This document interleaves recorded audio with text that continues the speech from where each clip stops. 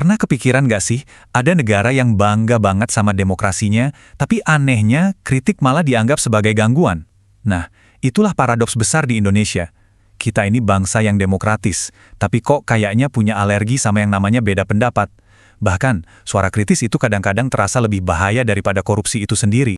Nah, ini dia pertanyaan intinya yang bakal kita coba kupas bareng-bareng. Kok bisa ya di negara yang ngakunya bebas ini, kata kritik itu rasanya lebih bikin ngeri daripada kata korupsi? Buat jawab ini, kita nggak bisa cuma lihat politik zaman sekarang aja. Kita perlu tarik mundur jauh-jauh ke belakang. Oke, ayo kita mulai dari akarnya. Jadi gini, untuk ngerti kenapa kita kok kayaknya takut banget sama oposisi hari ini, kita mesti balik ke masa-masa di mana fondasi cara berpikir politik bangsa ini dibentuk. Dan jawabannya, percaya atau enggak, ada di warisan zaman kolonial. Coba deh, perhatiin polanya. Dari dulu banget, pemerintah kolonial Belanda itu udah pinter banget ngasih label ke setiap perlawanan. Perang Diponegoro, oh itu bukan perjuangan, itu pemberontakan fanatik. Perang Aceh, bukan soal kedaulatan, tapi ancaman. Bahkan gerakan nasionalis yang damai aja dicap sebagai penyakit sosial yang harus disingkirkan. Logikanya tuh selalu sama, dan ini penting. Setiap perlawanan itu bukan oposisi yang wajar, tapi bahaya yang mengancam stabilitas. Nah, ini nih yang ngebawa kita ke satu konsep kunci dari sejarah One Ben Anderson. Jadi, Belanda itu nggak cuma naklukin kita pakai senjata, tapi juga dengan ngebentuk cara pikir kita, mentalitas kita. Mereka tuh nanemin sesuatu yang disebut psikologi kepatuhan. Intinya apa? Sebuah keyakinan kalau satu-satunya cara biar hidup aman dan selamat itu ya dengan patuh total, titik. Perpecahan itu bahaya, dan persatuan itu cuma bisa ada kalau semua orang nurut tanpa banyak tanya. Jadi ini poin paling pentingnya ya. Logika politik warisan kolonial itu jelas banget. Pemerintah harus satu dan kuat, rakyat ya harus patuh, dan setiap pendapat yang beda itu adalah ancaman.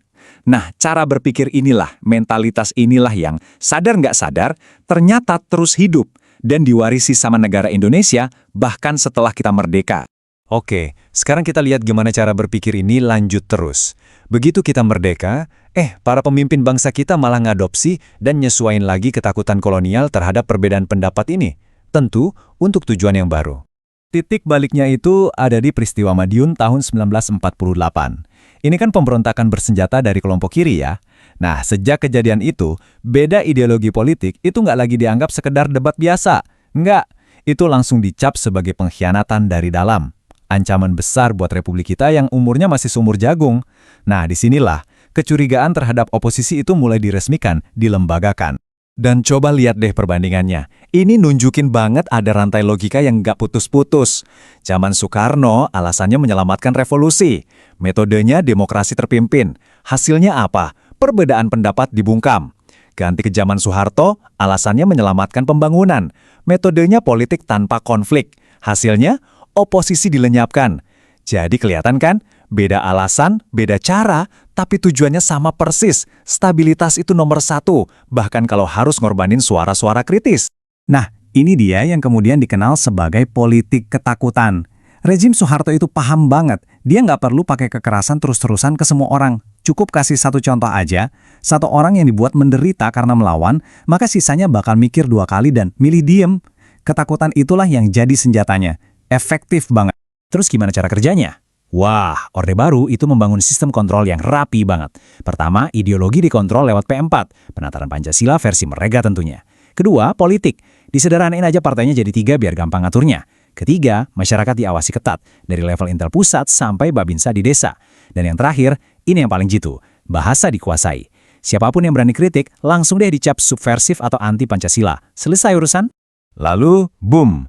Tahun 98, Soeharto jatuh. Era reformasi dimulai. Harusnya semua berubah dong ya. Tapi pertanyaannya, apa benar runtuhnya rezim otoriter itu otomatis ngehapus budaya politik anti-oposisi ini? Coba kita lihat apa yang terjadi setelahnya. Dan kutipan ini ngejelasin semuanya dengan pas banget. Jasad Orde Baru emang udah tumbang. Tapi jiwanya, rohnya, mentalitas yang ngelihat oposisi sebagai ancaman dan stabilitas itu harga mati ternyata masih hidup. Masih nempel di cara berpikir para elit politik kita. Polanya langsung kelihatan kok di awal-awal reformasi. Di masa pemerintahan Presiden Megawati, apa yang dilakukan? Jalan aman. Semua kekuatan politik dirangkul, diajak masuk ke satu koalisi raksasa. Tujuannya apa? Ya stabilitas. Tapi efek sampingnya, oposisi jadi tumpul, nggak bergigi. Dan yang ironis, pola yang sama persis diulang lagi sama Presiden SBY. Padahal beliau kan naiknya sebagai figur oposisi ya. Tapi begitu megang kekuasaan, yang dilakuin sama aja. Bangun koalisi super gemuk yang lagi-lagi bikin suara oposisi jadi hampir nggak kedengeran. Nah, tren ini bisa dibilang nyampe puncaknya di era Presiden Jokowi. Kita semua ingat kan, pertarungan politiknya sengit banget. Mungkin paling panas dalam sejarah modern kita. Terus apa yang terjadi setelahnya? Rival utamanya justru diajak masuk kabinet. Langkah ini seakan-akan jadi penyempurnaan dari tradisi politik tanpa oposisi di Indonesia. Fenomena ini ada istilahnya loh di kalangan ilmuwan politik, namanya koalisi Leviathan. Maksudnya apa? Ya itu tadi, kondisi di mana para elit politik rame-rame gabung bukan karena ideologinya sama, tapi murni buat bagi-bagi kue kekuasaan dan biar nggak ada saingan. Hasil akhirnya, ya udah peran oposisi yang harusnya jadi anjing penjaga kekuasaan malah jadi mati suri. Dan sampailah kita di hari ini, di pertanyaan yang relevan banget buat kita semua. Apa sih yang terjadi sama sebuah demokrasi kalau oposisi yang sehat itu hampir nggak ada? Apa dampaknya buat kehidupan kita sehari-hari? Caranya emang udah berevolusi, udah lebih canggih sekarang. Kalau dulu alat utamanya kekerasan fisik, sensor media, blak-blakan, sekarang metodenya lebih halus, pakai pasal-pasal hukum. Contoh paling terkenalnya ya UU ITE. Kalau dulu ada UU anti-subversi, sekarang ada UU ITI. Labelnya juga ganti. Udah nggak zaman lagi pakai label komunis, sekarang pakainya anarkis, penyebar hoaks, atau ujaran kebencian. Metodenya boleh beda, tapi tujuannya tetap sama, bungkam suara kritis. Gejala-gejalanya tuh ada di sekitar kita, bisa kita lihat. Aktivis kayak Haris Azhar dan Fathia, misalnya, sampai dikriminalisasi pakai UU ITE. Aksi protes mahasiswa gampang banget dicap anarkis atau ditunggangi. Bahkan, lembaga setinggi Mahkamah Konstitusi bisa ngeluarin putusan yang dianggap banyak orang melanggengkan politik dinasti. Semua ini, kalau kita kumpulin, ya tanda-tanda kalau ruang untuk beda pendapat itu makin sempit. Dan disinilah ironi terbesarnya. Coba bayangin, Indonesia itu negara demokrasi terbesar nomor 3 di dunia loh. Itu prestasi yang luar biasa kan? Tapi, di saat yang bersamaan, kita justru mewarisi dan terus melestarikan rasa curiga yang dalam banget sama yang namanya oposisi. Padahal, oposisi itu kan ibaratnya jantungnya demokrasi yang sehat. Jadi pertanyaan ini buat kita renungin bareng-bareng. Kalau cara pandang kita, dari para elit sampai mungkin sebagian dari kita juga, masih ngelihat oposisi itu bukan sebagai teman berpikir, tapi sebagai ancaman yang harus dianyahkan, pertanyaannya, apa sih yang tersisa dari demokrasi kita? Kita tutup pembahasan kali ini dengan sebuah kutipan yang nusuk banget dari Edward Aspinall. Demokrasi itu pada dasarnya hidup dari ketegangan, hidup dari perdebatan, dari adu argumen. Demokrasi yang sepi, sunyi, adem ayam tanpa ketegangan, mungkin kelihatannya stabil.